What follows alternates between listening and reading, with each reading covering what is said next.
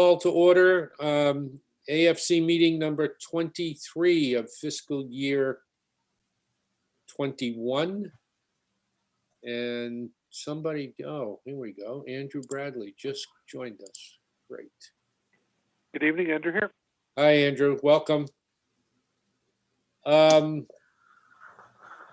again, as I did last week, I would like to waive reading of the governor's order without objection, since it's posted on our agenda and on the website, and without objection by unanimous consent. Aye. Aye. Okay. Do you need a roll vote? No, Okay. as long as there's no objection, we're good. Oh, okay. Okay, moving on to the minutes of last week. Thank you, Walter, for flipping these things around really quickly. You might have a retirement job. You know, you could hire And these yourself 2 weeks are getting a little more tricky. Yeah. I know. I know. Anyway, so let's move on to approval of the minutes. I'd like a motion to approve the minutes of April 15th. Motion to approve the minutes of April 15th. Second, Did Paul second? Nobody. no. Yeah, that was me. Yeah, but, okay, Melanie, you're still on mute, so I can see that. Okay, let's go down the list. Ms. Blumberg, Lumberg, yes. Ms. Board, Board, yes. Mr. Bradley, Bradley, yes. Ms. Hensley, Hensley, yes. Mr. Ugal, Yes. Mr. Leslie, Leslie, yes. and Baretti, yes. Okay, first item on the agenda, I'm sorry, it's 7-0. 7-0. First item on the agenda is the warrant articles. By my count, it appears that we have covered every article with the exception of Articles 1 and 2, which are the reports and the actual budget. Does anybody feel the need to go back to any of the articles for any more discussion this evening? No, but are we on final version yet? We're not on final version. The warrant closes next Tuesday. We vote next Thursday. Okay. Speaking of that, there are 27 or 28 articles. That could be a long night. And I'm thinking of doing unanimous consent again on the articles so that we could move through them unless somebody wants to discuss the articles as we come to them. What's any opinion? Well, unanimous consent on the entire warrant? Oh, no, each article. Each article. What do you mean by unanimous? You mean like either we raise objections or we just vote them all as a block? So Yeah. only the ones that objections are raised get voted? Either you raise objections and we stop and discuss the objection, or we don't do a roll call on the article. If nobody objects, it's unanimously consented to. And that's legal? I mean, because we're in weird rules because we're remote, so you have to do roll call vote. Yeah, I was thinking that I was thinking the safest way to do it might be to do it like I do the budget article, where somebody essentially somebody makes a motion for all the articles, and then you can question them and take them, and then you can vote all the unquestioned articles as a block. Because in the minutes, you do have to have a recorded vote for. Yeah, I think I'm going to want to vote against some. Yeah, and I was going to say that not having uniformly unanimous doesn't mean we aren't sort of somewhat in agreement. And I'd rather see actual. I don't think I feel that bad about the time it'll take to do a roll call vote, because it does give our secretary an opportunity to make sure that it's all there and the numbers line up. Well, can we do the vote visually? So we could just raise our hands, or No, it instead has of to be going roll through that list that is ridiculous. No, it 29 times. I believe the rules, because we are remote, is it must be roll call vote. Right. But if you want, again, I'm not telling you what to do, but if you want, I can help Michael craft the motion that would let you do the warrant articles the same way I do the budget, where you go through and the ones that are questioned and everything not questioned can be done in a single vote. There's probably another way that, Michael, versus you having to read everybody's name out. We could pick a particular order and just say our name and our vote, which might be faster because you just do them in the sequence. Okay, You know what I mean? Instead of you saying, Yeah. Mr. Hugel, how you vote, we just go Lumberg, yes. alphabetically or Right, something. yes. Right. Okay. Maybe that'll be quicker, or, what John says means the problem with The method that John- John's Hang approach on, would hang be on. that you go through One at a time. you go through them twice, because you gotta go through them all the first time. And in the past with this, I think it was this group, we kind of broke down into people commenting while we were going through them the first time, so it kind of derailed. And I Well, also, go ahead, Beth. I think one of the problems is that although we do tend to support things, sometimes people want to vote differently just to show that like it's not 100% unanimous, and this takes that away. Like Wow. I don't, It doesn't though, because you can object to the article and then we go back and revisit it in detail. Right. That's exactly what I was thinking, Beth. In other words, if somebody objects to an article, we're gonna stop and discuss it. Okay? However, if you want, and that would give you the opportunity to vote against it. against it in a contrary way, yes. I'm concerned that, Okay, I mean, I think we already, I feel like it's easy to have groupthink in these, and then we all, it almost makes it more pressure even to have groupthink. I don't know. Not that I want to go through them all. I definitely don't. well, I mean, we have to come up with a way to, if we go roll call on every article, it's gonna be a long evening, Right. especially if we end up discussing some of them. Well, You know- I mean, in the end, you can push it to the next Tuesday, Monday also. I mean, I guess I'm a survivor from way back when, and we went to 10 or 11 o'clock multiple times. But the other option is that we just say, okay, this is going to take us 2 meetings. But if it's not productive, that's fine if it's productive. But if it's just I don't calling think, names. I like Walter's idea. Go through, everybody just vote in order. We have the order in front of us somehow and make it fast. Okay, let me give some thought to everybody's suggestions, and I'll speak with John as well, and maybe we could advance the process a little. You have some hands raised? Yes. Yeah, I do. Melanie's got her hand up. Thank you. Melanie? Can you hear me? Yes, Okay, I'd like to vote that we don't do it the long way. the long way. Anything that extends the time, let's not. Well, we have to, and I understand your feeling. No, I'm kidding.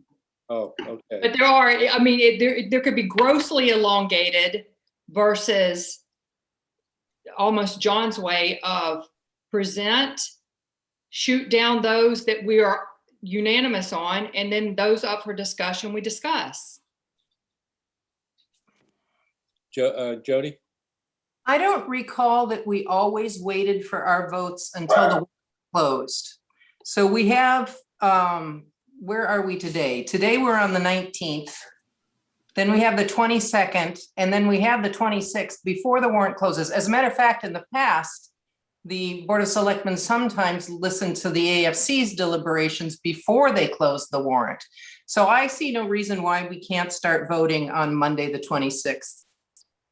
the other piece that we often waited for was the motions, which, for example, will snag Hank. Because he can't vote, he can't intellectually vote often without the motion to know what he's voting on. If we start going through the warrant on the 26th and, make a motion, see if there's discussion, take a vote, those warrant articles for which we cannot vote until we see a funding source, which means we need the motions before we can take a vote, we can sort that out on the 26th. Just gives us another meeting to get through the votes. Another alternative is for the committee to vote its recommendation on the motion it wants. And you can revisit it if that's not the motion that you think is going to be presented. That's how we used to do it a long time ago. We never waited for the motions. we made recommendations based on the motion the committee preferred. And then if we found out that the committee, that whoever the proponent wanted was going to make a different motion, the committee would discuss whether to revisit its recommendation. So that's another way to do the motions, to essentially do the recommendations early without having the final motions document in front of you. I don't know how to make a recommendation on a funding source until I can see the finance director's financial statements, which shows the percentages and the increases on the bottom line. So all those pieces have to come together. Otherwise, I wouldn't know what to recommend for a funding source. And that's only a few of them, I think. So Does we- I don't, what John said a long time, I think that's what we've never had the motions, I don't think. Well, because we started voting very early, like we would have, very months ahead of time. And then occasionally we change them, but it doesn't usually change anything. Well, it seems pretty clear on a lot of the motions that there's not a lot of objection based on the discussions we've had so far. We could start on Monday night, and those that we can vote on, we vote on, and those that we can't, we wait until the following meeting, which is the 29th. Anybody object to that? I see a hand up, Beth. So I was just gonna say, I liked John's idea that we just propose a motion and vote on that as we want. We have a lot of historical past history about, if an article is over a certain size, if it's capital, like where the funding source is. So we have a sort of standard, this is what's in the policy. It's only when it's funky or different and it's coming from multiple different locations or something that we don't look at them easily. Okay. So I do feel comfortable that we can put forward, or propose, this is where we think that, in our motion, what we think the funding source is for the ones that we don't have motions written yet. Okay. I go back to, you got to see the bottom line before you know how to recommend the funding source. It could be that the town manager and the finance director are going to bring those recommended funding sources to us on the 22nd, which is Thursday, right? When they come to see us. Yep. In fact, I'll connect with Leah tomorrow and see if that's a possibility. And this way we at least have that in our pocket. The only other thing I Yes, hate to put so much onto one day, even if I know it won't necessarily end on the 29th, but I actually have a meeting at 6 o'clock that night, so I may even be late, or anything could happen to any of us, I guess. But it's putting all our eggs in one basket in a way too. Well, I am not opposed to starting our vote on Monday night for those articles that we feel comfortable voting on, and then push the rest off until Thursday. Sounds good. Anybody else? Okay. What do you think, guys? Good? We all good with that? Okay, that'll be the process. And then we'll just move through them one at a time. And if there's any further discussion, that'll be the time to do it. Okay? So Yes. we're gonna go, we're gonna go through them without discussion first, No, we'll start with each article. right? And if there's no discussion, then we'll go ahead and vote on it. You make a motion, Okay. you pull up the article, say, I move that we approve the article, somebody seconds it, then there's any discussion, then the discussion happens and then there's a vote. So. Thank you, Jody, for Clarify. pointing out that, clearing the process. Okay, So everyone gets a motion, a second, an opportunity to discuss and a vote. So if there is discussion that night, it could be discussed. It's just we're taking it over 2 nights. Well, basically, we'll see how fast we can get through. And the ones that need discussion will take time. Right. okay.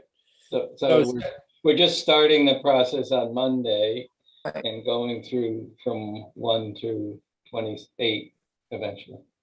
And some of That them makes will, more sense. What didn't work last time was sort of going through them and people started talking about them and then we weren't talking about them. So it's I prefer this way where you just start, and if there are a couple that we need more information or something, you put them on the side, or And we I- discuss them then and then vote.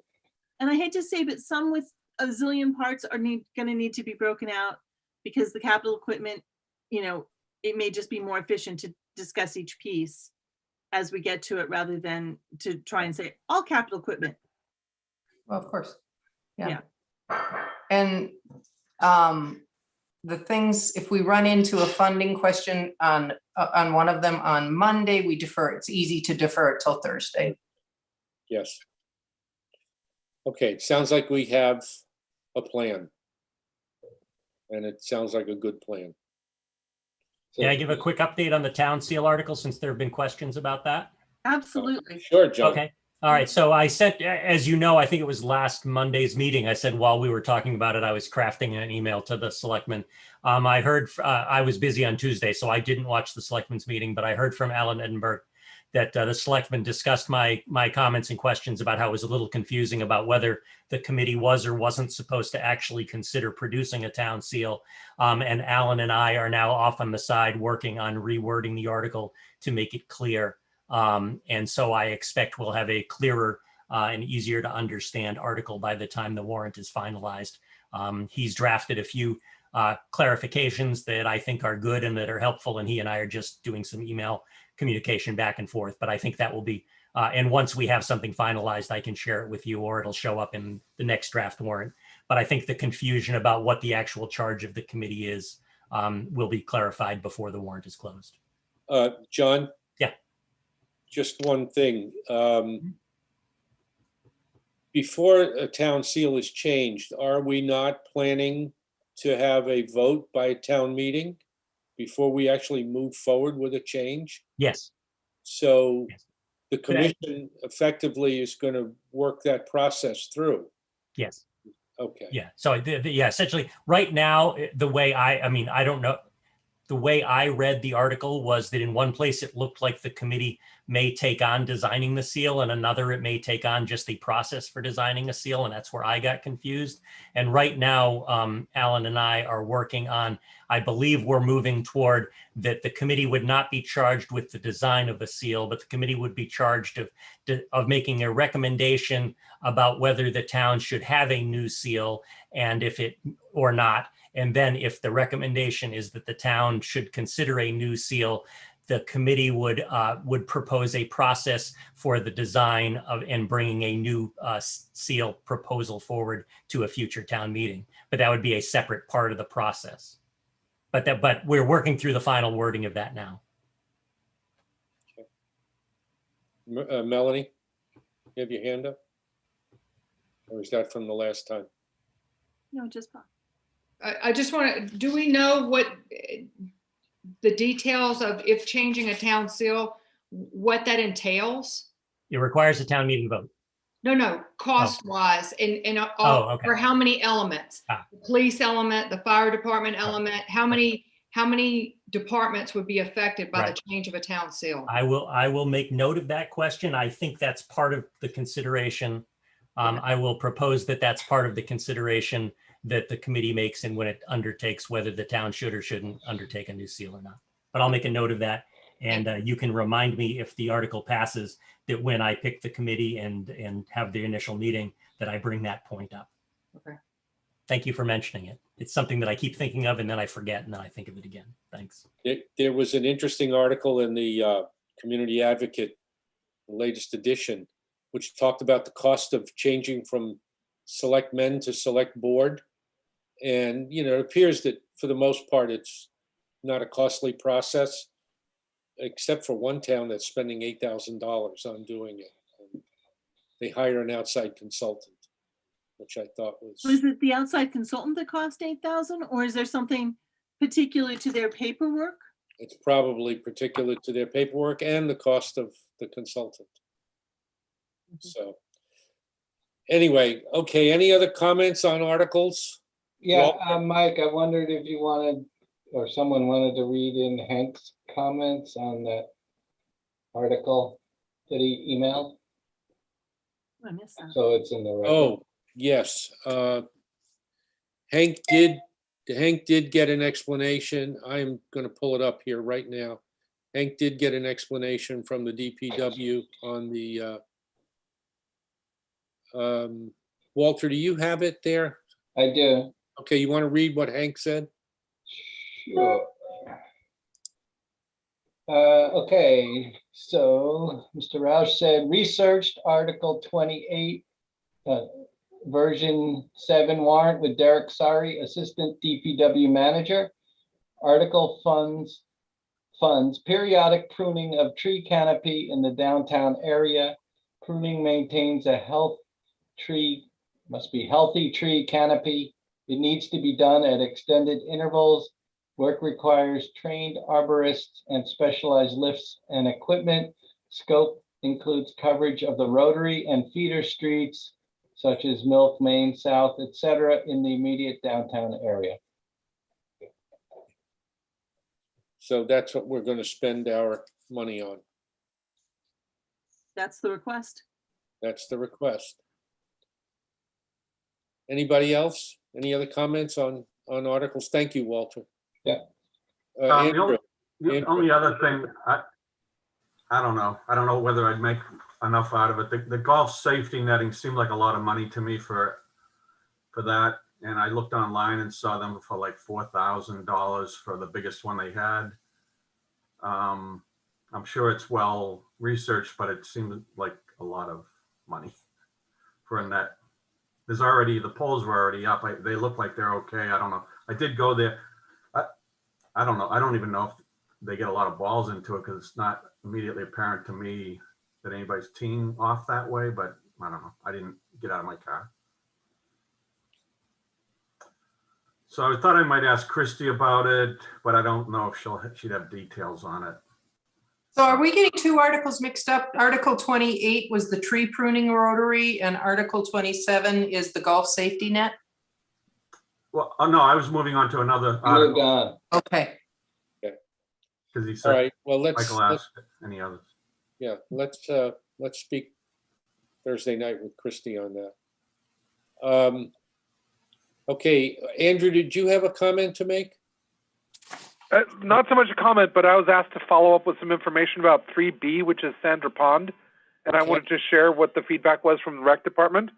Please. May I read what I'd be happy to forward from the email I sent, but I will just share with the group right now.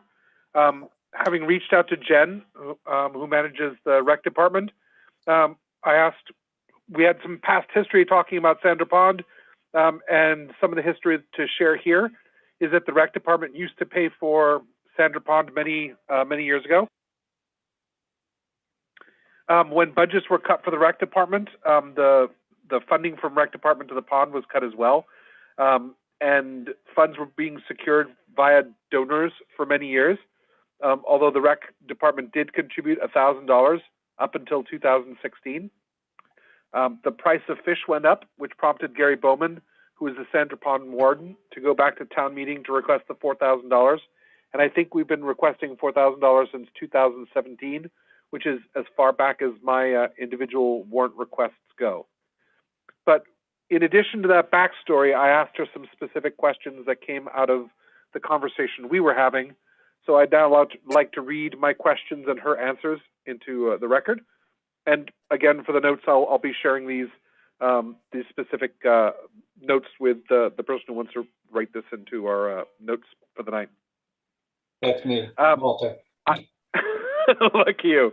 I asked, do you know who uses the pond for fishing? Is it residents versus non-residents?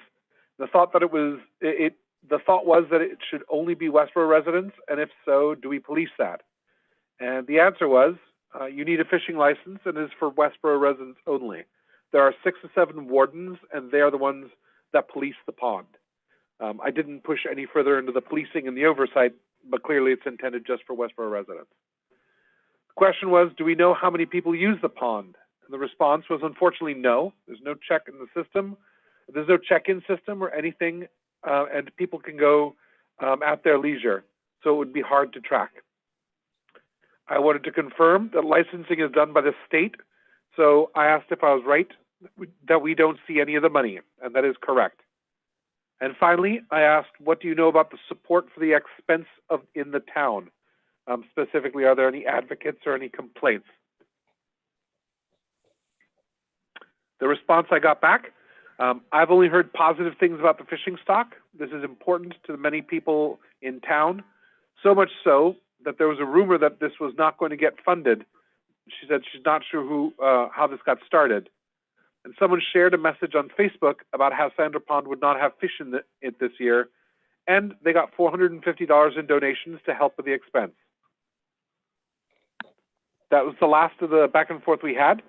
I'm kind of curious about how that $450 is being book kept against the pond, because last I checked, the request is still for $4,000 or $8,000. So I was going to follow up with that, but I just wanted to share what has been shared about Sandra Pond. Walter? Okay, I have some background on this through Civic Club. We used to donate to this fund. And also we run, or did run pre-COVID, and hopefully someday again, an annual fishing challenge, which is like a fishing derby that's open to the public. We bring in the mass fishing game, so it's actually an educational thing. And that's the one day a year where non-residents can fish. Anecdotally, I'll tell you that the wardens do a good job enforcing the Westborough resident. I've had a couple people at that event who grew up in Westborough come back and say, I love coming to this because it's the only day a year we're allowed to fish here. Because they actually do look into that.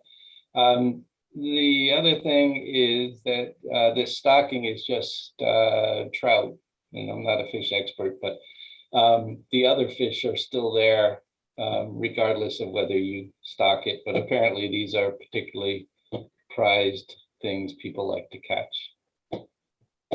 I like catching them at the supermarket. How many fish can you buy for $4,000?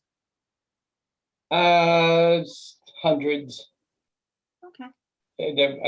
I seem to recall, I don't know, this is 3 or 4 years back from memory, but I was always surprised how much they cost, because I saw the picture putting in these little tiny things and they grew into big fish. And what was you see when they do them, they're actually putting in pretty good sized fish, because trout apparently don't generally weather over the winter. I mean, these are to be caught in this season.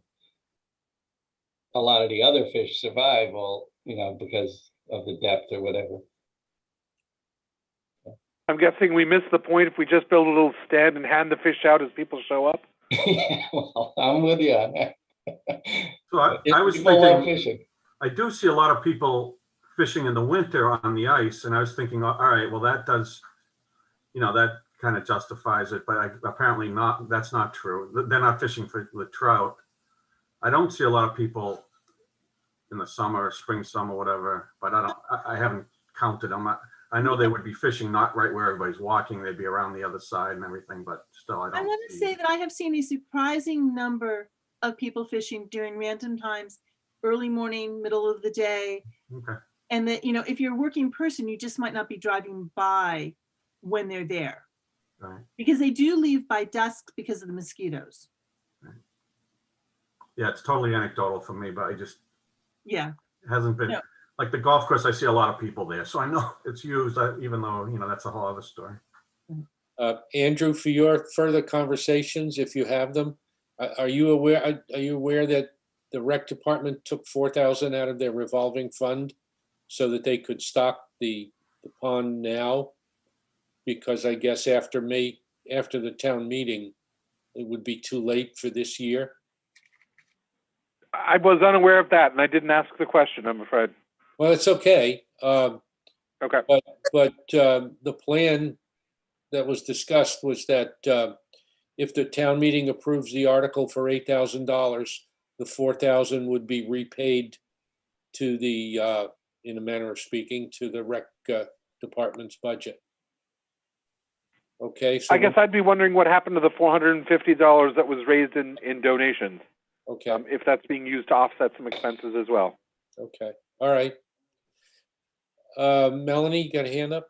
Yeah, I just want to know, historically, do we make allowances for town employees to be able to fish at Sandra Pond, say at the close of their business day or something, even if they're not a resident of Westborough? Or is that, you know, something the wardens monitor as well?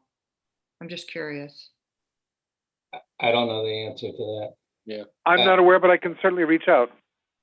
Okay. Thanks, Andrew. Jody? I'd just put in a word to plug the fisher people who appreciate having trout in the pond to fish. I fished as a kid. I vacation every summer with family in Minnesota. My nephews fish. They take their kids fishing. It's a really important recreational pastime to them. So I don't want to be disrespectful. And I was just going to put in a positive plug for people who love a day at the pond to fish. And to add to that, Jody, the event we throw, there's 200 people show up and they're all happy. Yeah, it's a one. Just like to say I'm not being disrespectful. I also grew up fishing on the ocean, and I'm just questioning the expense. I get it, and I just mean we haven't said anything happy about the fisher people. So Great.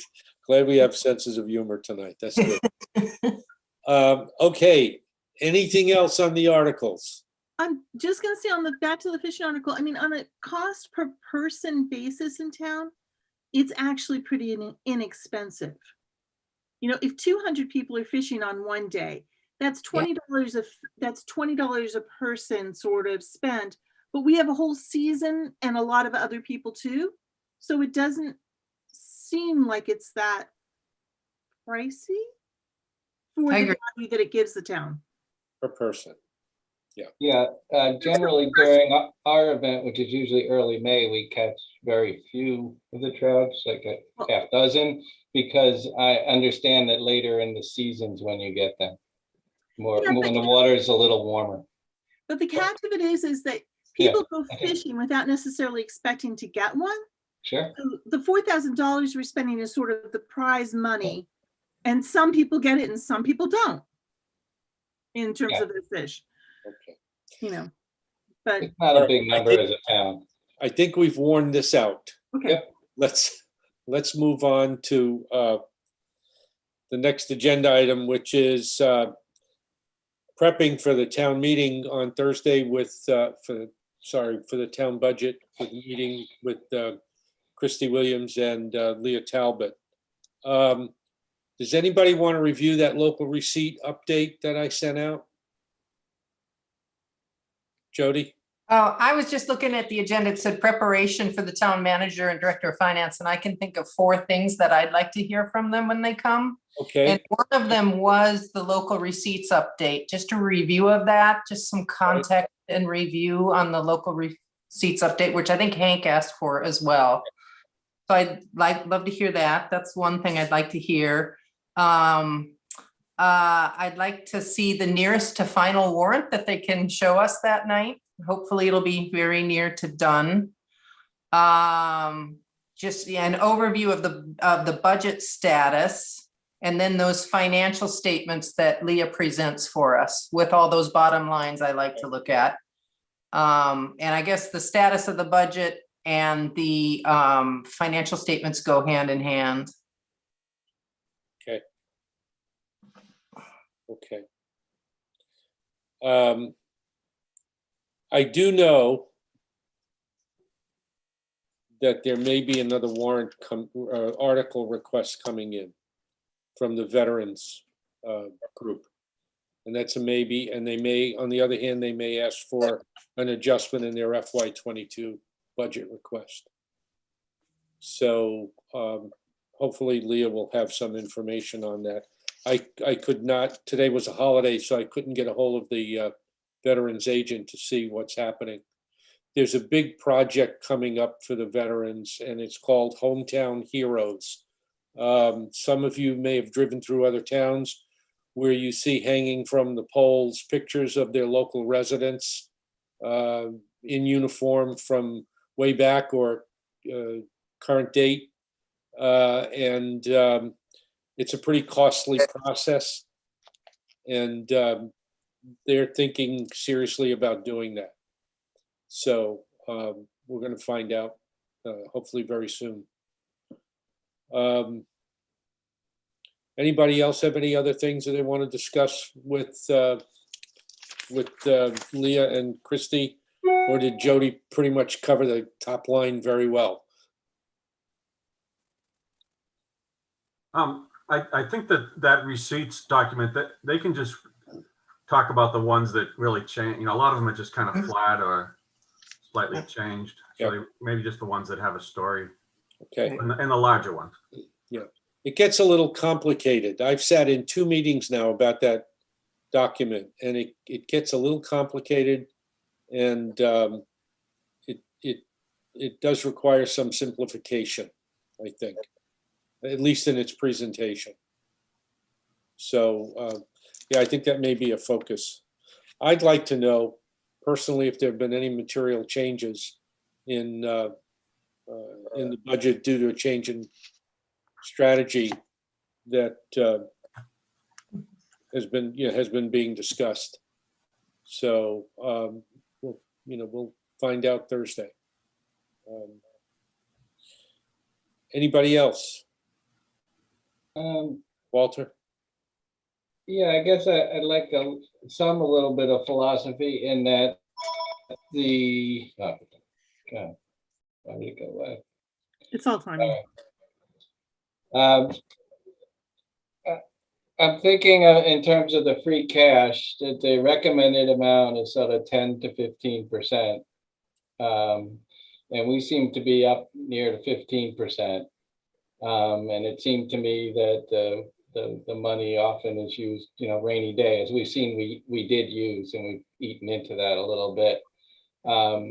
So I'm just, in my mind, trying to balance between, if this isn't rainy weather, when is it? And I think at the fall town meeting, we ended up north of 15% on the holdings. And at some point, it seems like we're collecting too much too soon now. And I'm really new at this, so I don't pretend to understand it very well, but it just seems like this is as rainy as you can kind of picture. And if we're above the upper recommendation now, that just seems, by the end of where we think things are going to start coming back up, we should be probably closer to the lower. Just to follow up, Walter, for a couple of reasons. I think, didn't the schools, one of the questions I asked of the schools is what would be the free cash balance if the schools did their softball field? And I thought we were down within that. We were under 15. We're in the 12% range now. So which is great. We're in the 10 to 15%, but I think that's where we are, somewhere in the 12s. And the other thing that I'm remembering is that free cash bucket grows when we appropriate money that doesn't get spent in the fiscal year. It's retained as free cash. So if that number keeps growing, we have to be asking ourselves if we are budgeting appropriately or if we're over budgeting.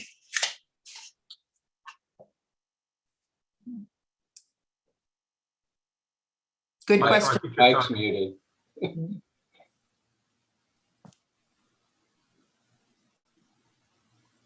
Michael's muted. Okay.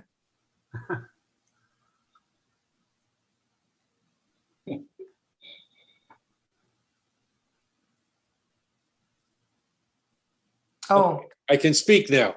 Yay. So I'll give you a perfect example of what Jody said. Last year, and again, I'm going to go to the veterans because I just spent some time with them last week. Last year, the veterans returned over $50,000 from their budget because that money is sacrosanct. It's restricted to spending on specific veterans issues. And if they don't have a need to spend those funds, that money comes back into free cash. So I'm sure that we're going to have a number of departments this year that are going to be returning money at the end of the fiscal year. And to be honest with you, when I looked at what's been happening in the last year and a half, I'm not overly concerned with, bumping over that cap a little bit. I know philosophically they want to keep it in that 10 to 15% range, but, I've expressed it in my email to all of you that I'm still concerned about how we spend money in Westborough. And that free cash is not free. That started in the taxpayer's pocket someplace. So I'd like to keep that in mind when we have this conversation on Thursday. Beth? Yeah, I can answer if you don't remember we got an email back from Leah in answer to Jody's question, particular to the softball fields, how does the 200,000 impact the level of reserves for the town? And her answer was the 200,000 is a reduction of 0.19% of our reserves. Current projections are that the reserves will be at 12.05%, which is within the CFMPs of 10 to 15%, the policy. And this current projection includes the softball field upgrades. Should the article not be funded, the projected reserves would be 12.24%. So that's a relatively current number.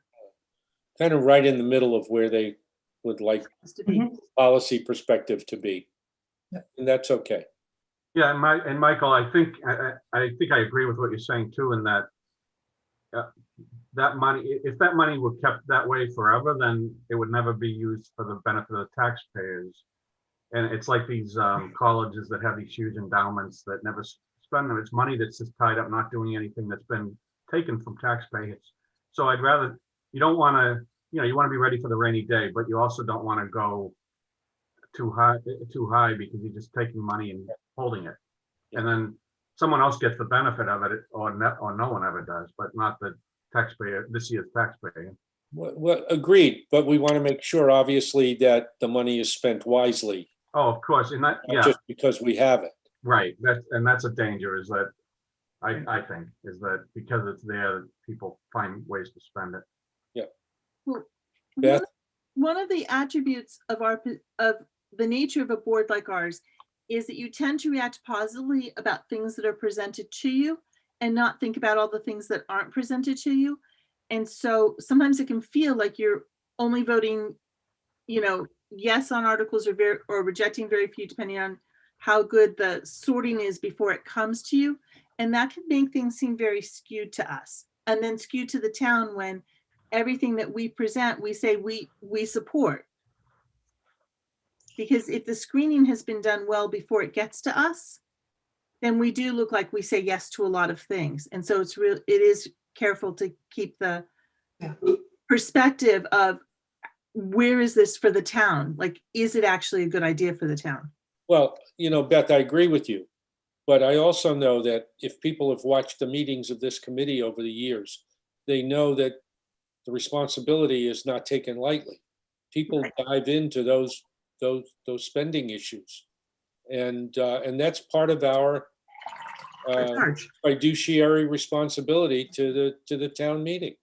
And we have, and I've said this before, I think we have an affirmative obligation to be very confident that we are making the right recommendation. No, okay. So, Yeah, I think if we didn't exist, there would be, it kind of puts a governor on it so that things aren't brought that, because they know we will, or the committee will.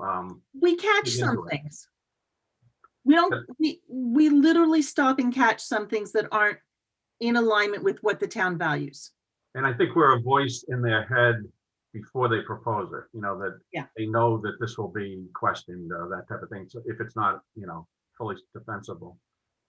Yeah. okay, so I'm starting to hear messaging for the R&R. Good. Seriously. Jody did something similar. Pardon me, Paul? I think Jody said something around those lines last year too. Yeah, she did, and I actually want to continue that dialogue with the voters, because for the last 2 years we've been cautioning about Westborough spending habits.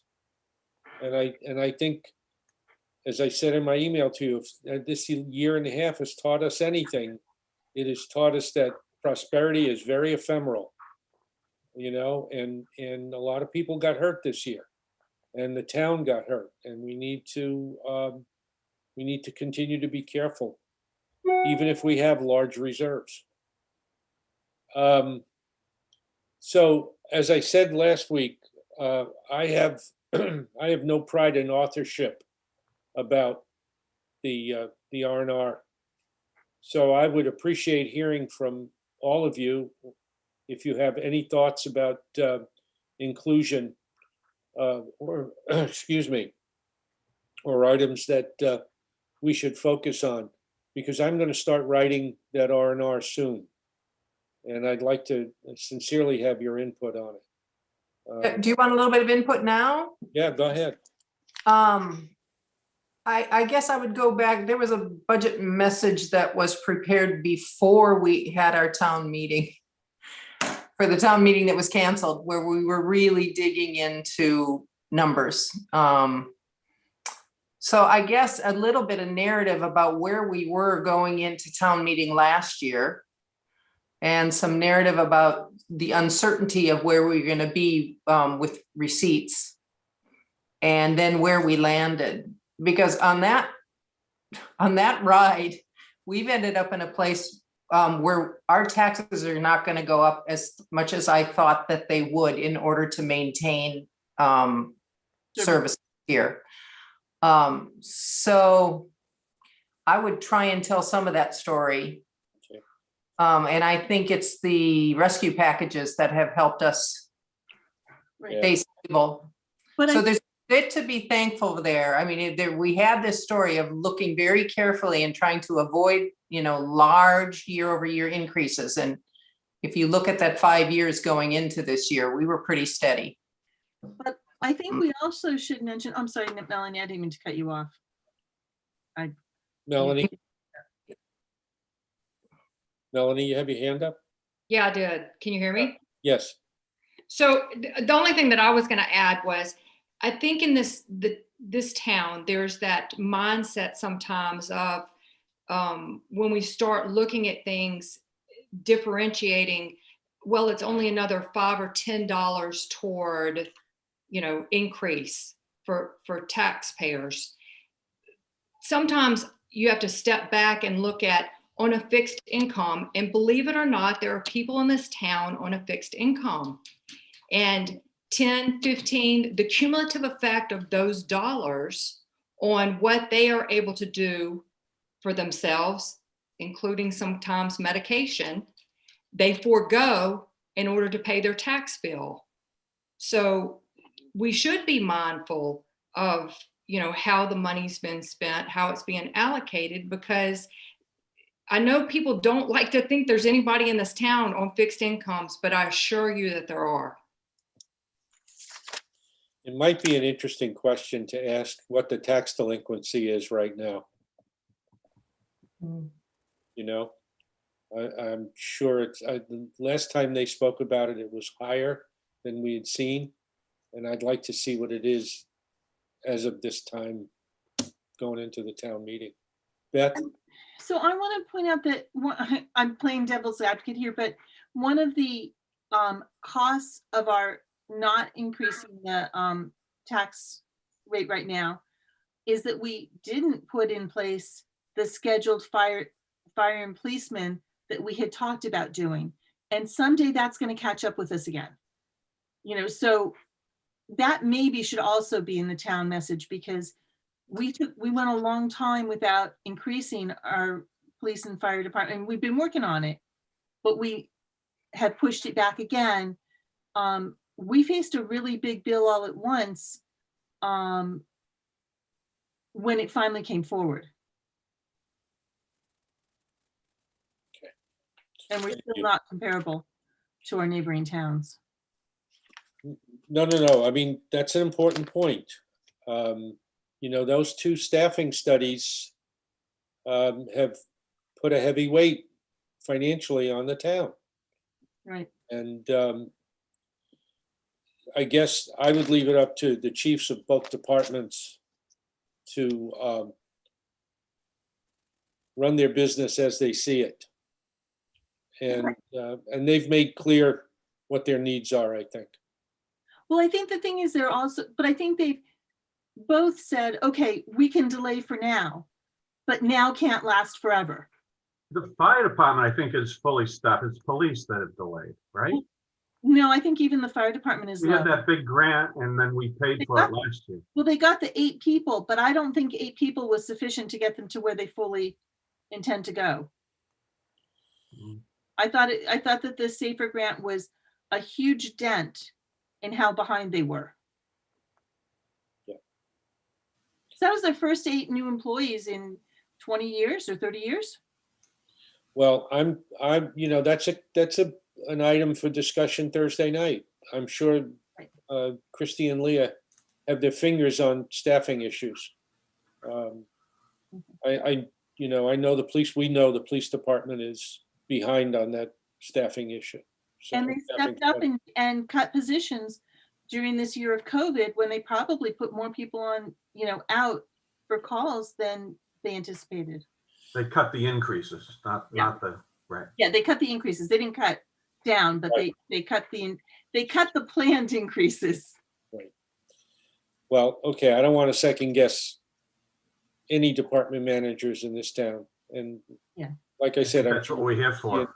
I disagree with that. But no, it's not, Paul, I'm sorry. I understand your concern. But we have to be, one of the things we do have to be careful about is maybe crossing a line where we're telling them how to run their department as opposed to, commenting on the spending of taxpayer money. I know that, there's a nuance there, but I think we need to be careful about that. I don't see that as this committee's job. Of course. But spending, definitely. Yeah. Overall spending, how they spend it is another story. But I have another question. I kind of going back because I'm thinking about the estimated receipts sheet. And Michael, Yep. you met with this finance committee. And what's not on there, as you said at the time, was that, the real estate taxes, which is the hugest part of it. Are we going to get any estimate of that? Or did they talk about that at the meeting you were at? Is there anything on that we can get? There's nothing that I'm aware of, but we can ask, I think that's a good question to ask Leah or Christy on Thursday. Thank you. Okay, thank you.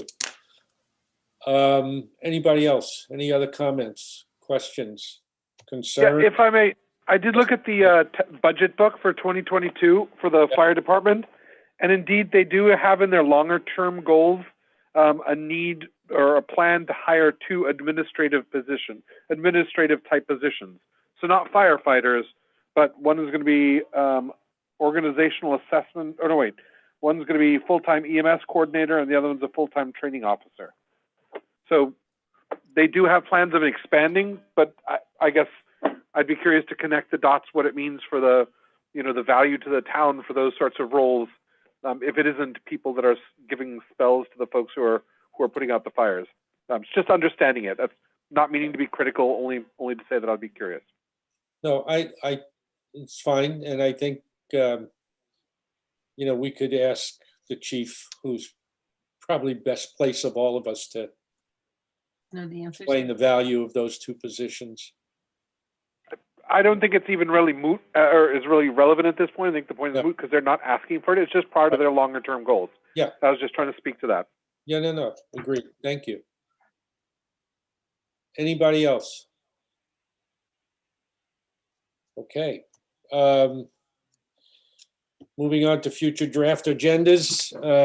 Thursday, we have the meeting with Christy and Leah. Monday, we're going to meet to start voting on the articles. And then the selectmen meet on Tuesday, the 27th. And so hopefully between Monday and Thursday, the 29th, we'll be able to go through all of the articles and record our votes. Anything else? Okay, liaison reports. Anybody? Very good. Public reminders. Wear masks, socially distance, get vaccinated, stay healthy. If you haven't gone to the Westborough Master Planning page to give public feedback, now's your chance. You have till the first week of May. Okay, Town meeting Saturday, May 15th, 9 a.m. at the high school. thank you, John. Okay, may I have, this was a fast meeting. For a minute there, I thought we were gonna really be digging in and be here for a while, but this is good. May I have a motion to adjourn? Motion to adjourn. A second, Bradley, second. okay.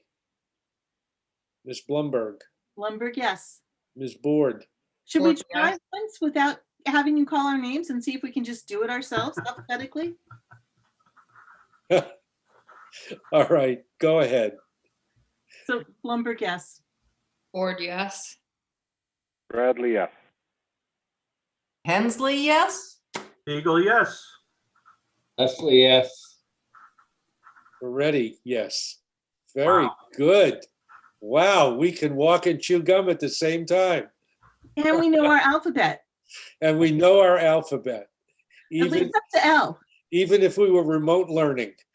Luckily, Roush is at the end, so it won't throw us all off. No, Dr. Siddiqui is, oh, no, Grouches, yeah, Yeah, but, well, whatever we learned tonight, we won't Yeah. lose that. okay, we won't. Yeah, no, yeah, S is. S is They have an after R. alphabetical list that everybody has printed out in front of them, I think. Right. Yeah, right, okay. Thank you, folks, I appreciate it. Thank you. Have a good night. Nice. Thank See you all, Bye. Cheers. see you all Thursday.